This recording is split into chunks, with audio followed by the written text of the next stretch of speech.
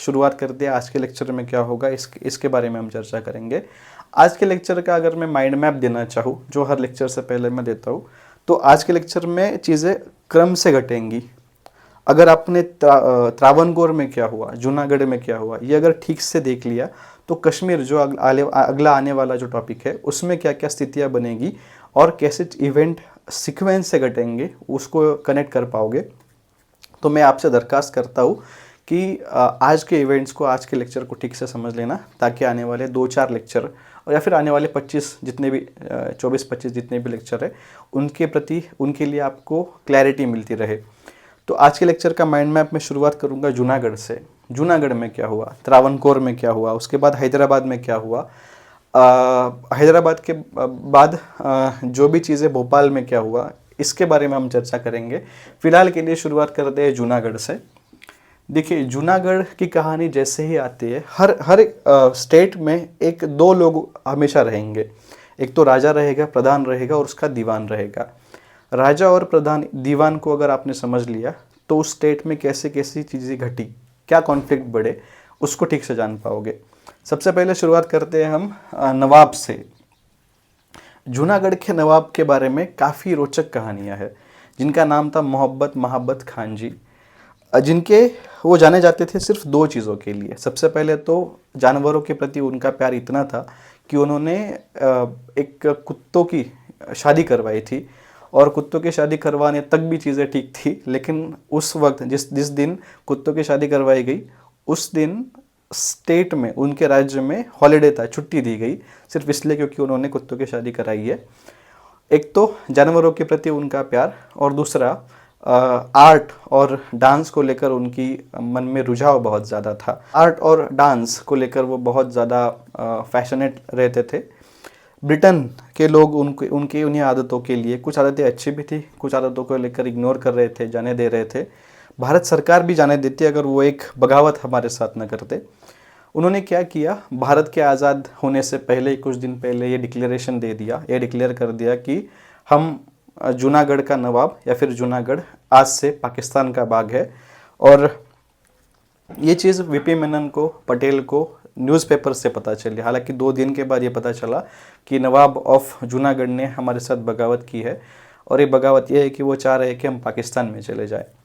अब आने वाले कुछ सीक्वेंस में यहाँ से कनेक्ट करना बहुत ज़रूरी है। देखिए, नवाब के इस निर्णय के पीछे 2 चीज़ें बहुत अहम थी, जैसे मैंने पहले ही कहा, लैप्स ऑफ पैरामाउंसी जो थी इंडियन इंडिपेंडेंस एक्ट के अधीन आने वाली। 1947 में जो एक्ट आया उसमें ये निहित था, ये लिखा हुआ था कि लैप्स ऑफ पैरामाउंसी होगी, मतलब भारत को विकल्प दिए जाएंगे, 3 स्टेट को, स्टेट को 3 विकल्प दिए जाएंगे, जिसमें कोई भी देश, भारत, कोई भी राज्य भारत में आ सकता है, पाकिस्तान में जा सकता है, इंडिपेंडेंस रह सकता है। तो इस वो जो पाकिस्तान में मिलने की इनकी जो मंशा थी, वो लैप्स ऑफ पैरामाउंसी के वजह से आई। जैसे ही भारत सरकार को ये पता चला कि नवाब ऑफ भोपाल ने डिक्लेरेशन कर दिया है कि वो पाकिस्तान में जाएंगे, एक कैबिनेट मीटिंग का गठन किया गया। लेकिन उससे पहले ही लॉर्ड लुईस माउंटबेटन ने उन्होंने एक मीटिंग बुलाई, जिसमें थे पटेल, वीपी मेनन और पंडित नेहरू, जो आने वाले भारत के प्रधानमंत्री बनने वाले थे। तीनों ने मिलकर एक मीटिंग की, और इस मीटिंग का आशय क्या निकला है हमारे लिए जानना बहुत ज़रूरी है। देखिए क्या हुआ, कैबिनेट मीटिंग थी, लेकिन उससे पहले माउंटबेटन ने एक मीटिंग का गठन किया। अब इन मीटिंग या फिर ऐसे सत्र में क्या होता था, इसको अगर मैं पर्सपेक्टिव वाइज अगर बताना चाहूँ, तो ऐसे अगर कोई इवेंट होता था जिसमें पाकिस्तान कुछ कर देता था, तो सबसे पहले भड़कते थे पटेल। सबसे पहले भड़कते थे पटेल। पटेल का रुख इस प्रकार से होता था कि कैसे मैं इनको दिखा दूं कि भारत किसी भी चीज़ को सहन नहीं करेगा, अगर हम पर आप जुल्म करोगे, अगर अत्याचार करोगे, तो भारत उसका मुंहतोड़ जवाब देगा। पटेल इसी मुद्रा में रहते थे। लेकिन भारत के होने वाले भारत के प्रधानमंत्री जो थे नेहरू, वो हमेशा बैलेंस बना के रखते थे कि ज़्यादा वायलेंस भी नहीं करना है, हम अभी आज़ाद हुए हैं। देखिए इसके पीछे ये मंशा बिल्कुल नहीं है मेरे कहने की कि नेहरू डरते थे, नेहरू के मन में भय था, ऐसी चीज़ें नहीं होती है। देखिए अगर आप किसी भी देश के प्रधानमंत्री बनना चाहते हैं या फिर बने हुए हैं, वो भी ऐसे देश के जो अभी अभी आज़ाद हुआ है, जिसके पास ना खुद का संविधान है, ना पुलिस फोर्स इतनी एक्टिव है, ना डिफेंस सिस्टम इतना एक्टिव है, ऐसे देश को आज़ाद होते ही किसी वॉरफेयर में झोंकना या फिर किसी वॉर में कंट्रीब्यूट करने के लिए परिवर्तित करना, ये बहुत आसान निर्णय नहीं होता। अगर आप नेहरू की जगह पे खड़े होकर आप देखोगे तो आपको समझ में आएगा कि भारत को युद्ध में झोंकना कोई आसान बात तो वैसे भी नहीं थी। हालांकि हम जीतते, पहला युद्ध भी हमारा हम जीतते तो बिल्कुल ही, क्योंकि पाकिस्तान के पास उस वक्त भी कोई आर्मी नहीं थी और ये पॉसिबल नहीं था, क्योंकि हमारे मतलब दोनों देशों को युद्ध में झोंकना भी पॉसिबल नहीं था। क्यों नहीं था, मैं आगे जब बात करेंगे ना हैदराबाद की, तब मैं आपको बताऊंगा कि डिफेंस के हेड पर ब्रिटेन का कंट्रोल था, वो कैसे था, क्यों था, इस पर बाद में बात करेंगे। फिलहाल के लिए एक मीटिंग बुलाई गई जिसमें वीपी मेनन थे, पटेल थे और नेहरू थे। इस मीटिंग में पटेल ने कहा कि हम उसको अभी घेराबंदी करते या फिर उन पर हमला करते, जूनागढ़ पर हमला कर देते, कैसे वो भारत से बगावत कर सकता है। नेहरू ने कहा कि देखो, हम इतनी हार्ड एंड फास्ट या फिर इतनी जल्दी कोई निर्णय नहीं लेते, देखते हम एक काम करेंगे, वीपी मेनन को वहाँ पे भेज कर देखेंगे और बातचीत से अगर कोई मामला सुलझता है तो उसको सुलझाएंगे, अगर नहीं तो फिर देखेंगे आगे क्या होता है। हालांकि पटेल मानने की मुद्रा में तो बिल्कुल नहीं थे। इस पर एक स्टैंड है जो है लॉर्ड लुईस माउंटबेटन का। ये बहुत ज़रूरी है जानना, क्योंकि कश्मीर और जूनागढ़ कैसे कनेक्टेड है, इसको समझने के लिए लॉर्ड लुईस माउंटबेटन का स्टैंड क्या था, इस पर हम बात करेंगे। तो वीपी मेनन जैसे ही जूनागढ़ में उनको भेजा गया या फिर भेजने वाले थे, उससे पूर्वरत बात हो रही थी। उस बात में क्या कहा माउंटबेटन ने, उन्होंने कहा कि देखो, पाकिस्तान के लिए जूनागढ़ इतनी बड़ी दिक्कत नहीं है। क्यों नहीं है, इसको समझने के लिए कुछ यूँ समझिए कि एक स्टेट है, ठीक है, राज्य है, जिसमें दो फैक्टर्स है, एक है जनता, ठीक है, ये समझाने के लिए मैं बॉक्स बना दे रहा हूँ, एक है जनता और दूसरा है राजा। अब उस वक्त की अगर हम बात करें तो इक्वेशंस देखिए क्या क्या बनता है, उस इक्वेशन को जानना बहुत ज़रूरी है, तभी माउंटबेटन क्या कह रहे हैं इस पर हम चर्चा कर सकते हैं। मान लीजिए जनता कुछ ऐसी है, जनता मुस्लिम समाज से है और राजा हिंदू है, जनता मुस्लिम समाज से है, राजा हिंदू है और वो भारत का भूभाग है। मतलब अगर इसकी हम बात करें तो हैदराबाद की बात ले लेते हैं, राजा मुसलमान समाज से है, अवाम भी लगभग मुसलमान है, कुछ हिंदू भी है, मिक्स है, लेकिन पाकिस्तान से बहुत दूर है। तो पाकिस्तान में जियोमेट्रिकल प्रॉक्सिमिटी यानी ज्योग्राफी के हिसाब से ये पॉसिबल नहीं है कि वो पाकिस्तान में चला जाए। दूसरा, जनता मुसलमान है और राजा हिंदू है, जैसे कि कश्मीर का राजा हरि सिंह था, लेकिन जनता बहुआयाम में और बहुत ज़्यादा मेजॉरिटी में मुसलमान थी। तो अब दो भाग की हम बात करते हैं, एक है हैदराबाद जिसमें जनता मुसलमान है, राजा भी मुसलमान है, कश्मीर जिसमें जनता मुसलमान है लेकिन राजा हिंदू है। जूनागढ़ का एक फैक्टर उसमें आता है कि राजा मुसलमान है, जनता हिंदू है। तो माउंटबेटन का यह कहना था कि अगर जूनागढ़ पाकिस्तान के लिए इतनी बड़ी दिक्कत नहीं है। क्यों नहीं है? क्योंकि अगर ऐसे देश में पाकिस्तान कब्जा क्यों करना चाहेगा जिसके में आवाम बहुत ज़्यादा हिंदू है। अगर वो पाकिस्तान में ले भी ले हिंदुओं को तो कल हिंदू जाकर रिवॉल्ट कर देंगे, जनता अगर रिवॉल्ट करेगी तो ऐसे डूबती हुई नैया पर वो क्यों दाव लगाएंगे। माउंटबेटन का कहना था कि जूनागढ़ उनके लिए सिर्फ एक मोहरा है, एक पपेट है। क्यों है? क्योंकि अगर पटेल के हिसाब से अगर वो कहते हैं कि जूनागढ़ में घेराबंदी करवा लो या फिर जूनागढ़ पे अटैक करवा लो, क्यों? क्योंकि जनता हिंदू है। मोहम्मद अली जिन्ना को ये रियायत मिल जाती कि वो कश्मीर में भी कहते हैं कि जनता मुसलमान है। भाई, आपका राजा हिंदू हुआ तो क्या हुआ, जनता मुसलमान है। जिस प्रकार से आपने जूनागढ़ में घेराबंदी करवाई क्योंकि हिंदू जनता थी, तो हम पाकिस्तान में भी कश्मीर में भी घेराबंदी करवाएंगे क्योंकि जनता हमारी बहुआयाम में या फिर बहुत बड़ी संख्या में, मेजॉरिटी में मुसलमान है। तो माउंटबेटन का कहना था कि देखो, जल्दबाजी नहीं करेंगे। क्यों नहीं करेंगे? क्योंकि पाकिस्तान के लिए जूनागढ़ सिर्फ एक मोहरा है, हमारे लिए बहुत बड़ी बात है, फिर भी वो भारत का ही भाग है। जूनागढ़ को किसी न किसी प्रकार से टैकल कर लेंगे। अगर इस चीज़ में बहुत ज़्यादा कन्फ्यूजन हो रहा है तो एक बार फिर से जानने की कोशिश कर दे। अगर इसमें फिर भी कोई कन्फ्यूजन है तो एक एग्जाम्पल के माध्यम से मैं आपको समझाने की कोशिश करता हूँ। आइए समझते हैं राज्य क्या है। एक राज्य है, ठीक है, जिसमें 3 एग्जाम्पल है। 3 एग्जाम्पल के माध्यम से हम समझने की कोशिश करते हैं। एक है जूनागढ़, दूसरा है कश्मीर, तीसरा है हैदराबाद। मैं ऐसे लिख दे रहा हूँ। देखिए, जनता और राजा या फिर नवाब। जूनागढ़ की अगर हम बात करें तो जूनागढ़ में जनता है हिंदू, राजा मुसलमान। कश्मीर की बात करें तो जनता है मुस्लिम, राजा है हिंदू। हैदराबाद में मेजॉरिटी में मुस्लिम है और राजा भी मुस्लिम है, ठीक है, लेकिन जियोमेट्रिकल प्रॉक्सिमिटी मतलब हैदराबाद पाकिस्तान से बहुत दूर है। जूनागढ़ जिसकी जनता है हिंदू लेकिन राजा है मुस्लिम। अगर हम माउंटबेटन की सलाह को सुने तो क्या कह रहे थे लॉर्ड माउंटबेटन कि हिंदू जो जनता है और राजा मुस्लिम है, इस पर अगर हम कब्जा कर लेते हैं जूनागढ़ पे, तो इस हिसाब से मोहम्मद अली जिन्ना ये कहेंगे कि जिस प्रकार से आपने जूनागढ़ में हिंदू जनता होने की वजह से राजा को इग्नोर करके आपने कब्जा कर लिया, तो कश्मीर में भी तो मुसलमान जनता है, तो हम मुसलमान जनता को सामने रखकर, राजा हिंदू है तो कोई हमें फ़र्क नहीं पड़ता, लेकिन मुसलमान जनता को सामने रखकर हम कश्मीर पे भी काबू कर सकते हैं।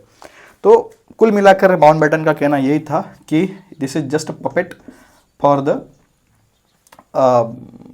पाकिस्तान। जूनागढ़ सिर्फ एक पपेट है, एक मोहरा है, और कश्मीर पर वो अपना परोक्ष शासन करने की या फिर कश्मीर पर शासक करने की, कश्मीर को पाकिस्तान में लेने की उनकी मंशा। तो अब तक जो हुआ उसको हम फिर से एक बार रिकैप कर लेते हैं। देखिए क्या हो रहा है। जूनागढ़ के नवाब ने ये डिक्लेरेशन किया कि वो पाकिस्तान में जाएगा। ये डिक्लेरेशन जैसे ही पाकिस्तान में जाने का उन्होंने किया तो तभी गवर्नमेंट ऑफ इंडिया यानी भारत सरकार, जिसमें थे वीपी मेनन, पंडित नेहरू और पटेल, उन्होंने उनको समझाने की कोशिश की, लेकिन उससे पूर्ववत एक मीटिंग हुई। उस मीटिंग में कौन कौन थे? माउंटबेटन ने वो मीटिंग बुलाई थी जिसमें तीनों लोग थे। पटेल ने कहा कि अभी के अभी हम अपनी फोर्स या फिर पुलिस फोर्स भेजते हैं या फिर हमारा मिलिट्री उन पर भेजते हैं जूनागढ़ पर, और वो भारत में उसको ले लेते हैं।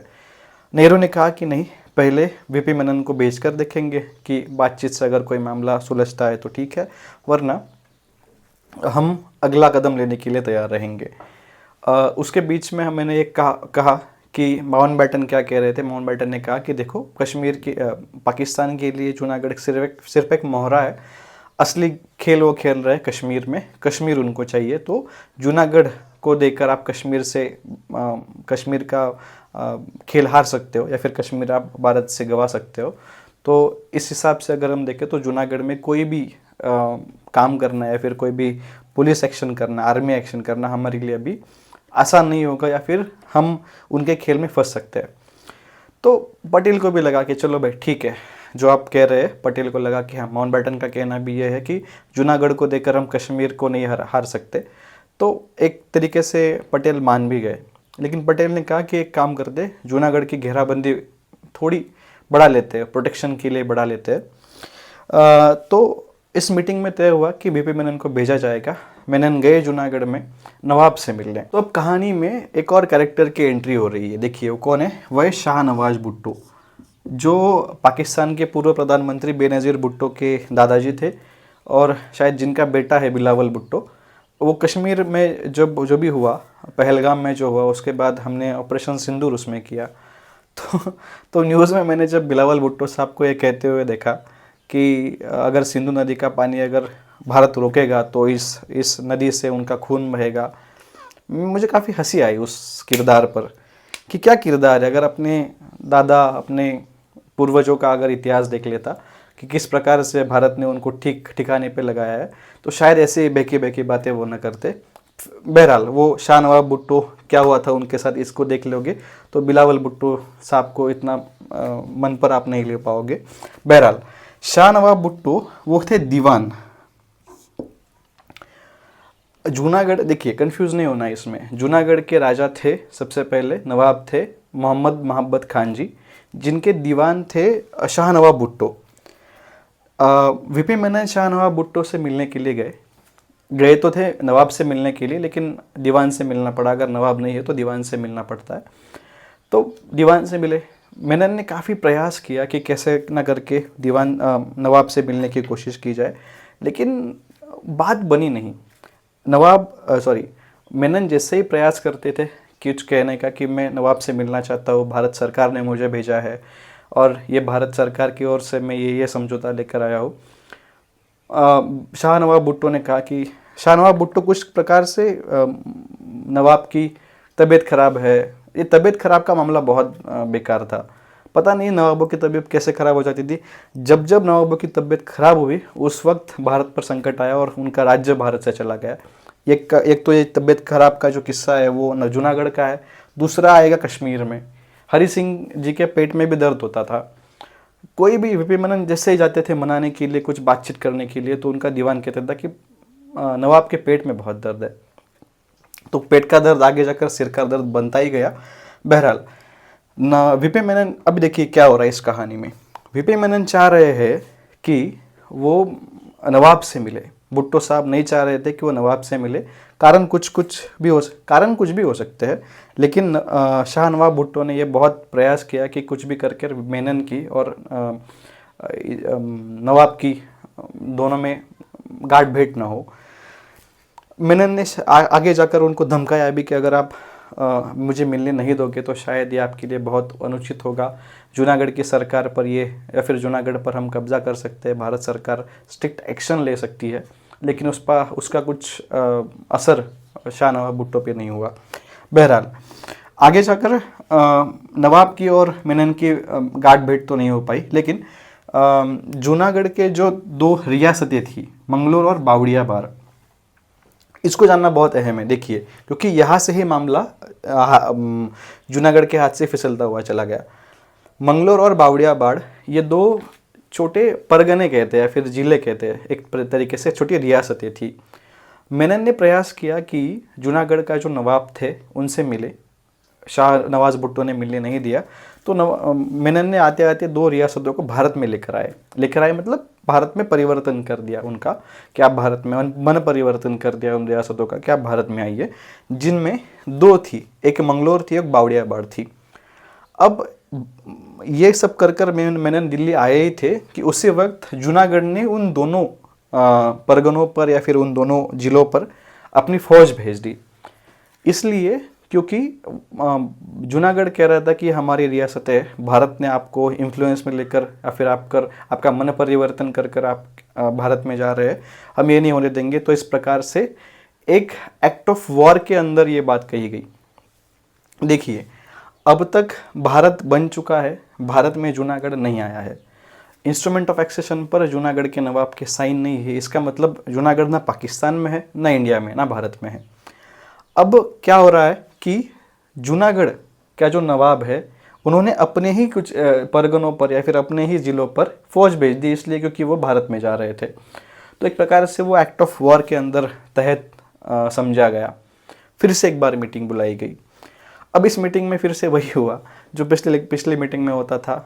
नेहरू संतुलन बनाए रखना चाहते थे, पटेल चाह रहे थे कि कुछ ना कैसे भी करके उनको जूनागढ़ पर स्ट्रिक्ट एक्शन लिया जाए, क्योंकि ये एक्ट ऑफ वॉर है। हमने फिर भी पहल नहीं की, लेकिन वहाँ से तो आई है, तो इस हिसाब से हमें जूनागढ़ पर काबू करना बहुत अनिवार्य है, अन्यथा हम सब अपने जितने भी स्टेट है वह भारत की ज़मीन से हम वो उनको खो देंगे। इस प्रकार से पटेल का स्टैंड था।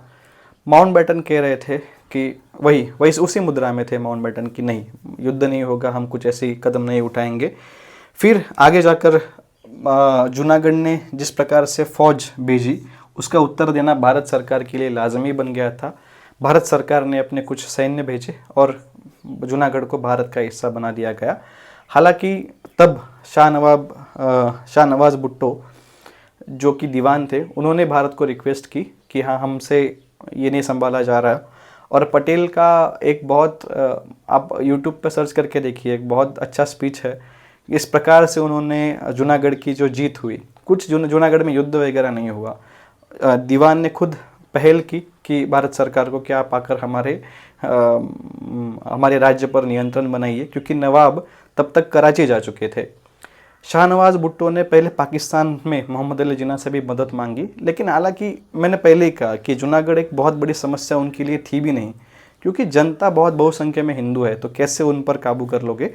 तो मोहम्मद अली जिन्ना ने कहा कि हम कुछ नहीं कर सकते। जैसे ही शाहनवाज भुट्टो को ये लगा कि अब पाकिस्तान हमारे फेवर में नहीं है, हमारी मदद नहीं कर रहा है, उसके साथ साथ जो नवाब था वो भी कराची जा चुका है, तो शाहनवाज भुट्टो ने पहल की। उन्होंने कहा भारत सरकार से कि आइए सरकार आइए, भारत सरकार से उन्होंने पहल की कि आइए, हमसे नहीं हो पा रहा है, तो आप हम पर हमारे जो जूनागढ़ का जो इंस्ट्रूमेंट ऑफ एक्सेशन पर हम साइन करने के लिए तैयार है, हम भारत का भाग बनने के लिए तैयार है।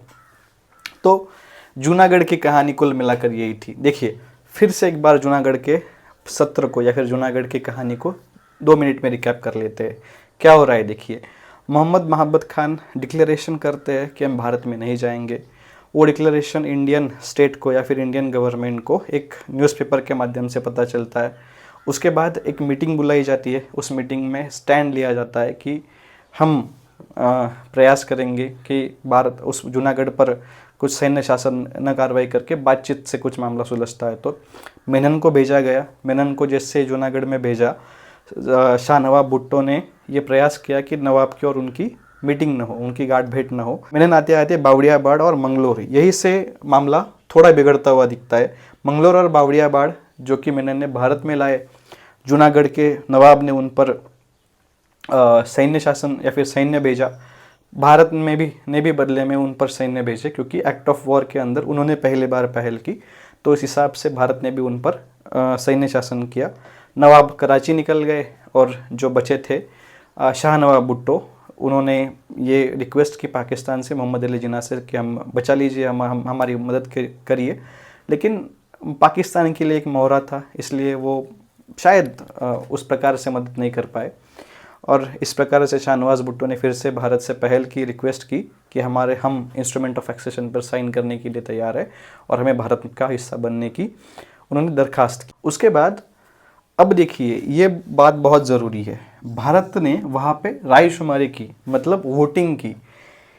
अब ये करना क्यों ज़रूरी था? जैसे माउंटबेटन की वो जो राय या फिर माउंटबेटन के सजेशन पर अगर हम कॉन्सेंट्रेट करेंगे, देखिए आगे जाकर पाकिस्तान ये ना कहे कि जिस प्रकार से जूनागढ़ पर आपने घेराबंदी करवाई, आपने जूनागढ़ का काबू हमारे इंडिया के अधीन हो गया, तो वैसे ही हम कश्मीर में भी वही करेंगे। ये पाकिस्तान न कह पाए, इसलिए रायशुमारी भारत में जूनागढ़ में करवाई गई। उसके अगर रिजल्ट आप देखोगे तो बहुत कॉमेडी रिजल्ट्स है उसके। क्या रिजल्ट्स थे? भारत के पक्ष में आए 1 लाख से भी ज़्यादा और 53 वोट्स आए पाकिस्तान को। 27 सितंबर को जो घेराबंदी कराई गई थी, उसके बाद रायशुमारी, लगभग 6-7 महीने में रायशुमारी की गई। रायशुमारी मतलब क्या कि जनता की एक प्रकार से वोटिंग की गई कि आपको कहाँ पे जाना है। भारत का भाग होने के बावजूद भी जनता की सम्मति होना, जनता क्या चाहती है ये इंश्योर करने के लिए रायशुमारी की गई।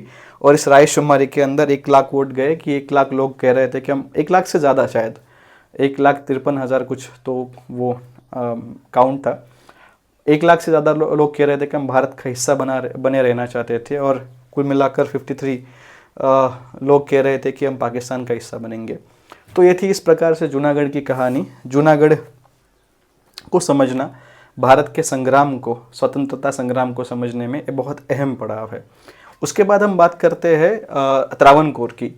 देखिए त्रावणकोर में इतनी बड़ी दिक्कतें नहीं हो पाई, उसमें 2 ही लोग बहुत अहम है। सबसे पहले तो राजा बलराम वर्मा और दीवान।